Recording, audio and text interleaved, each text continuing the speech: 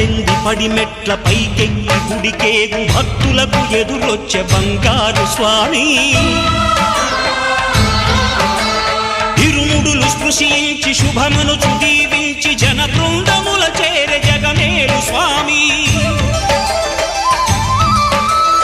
తన భక్తులొనరిల్చు తప్పులకు తడబడి ఒక పక్క ఒరిగెన ఓంకారమూర్తి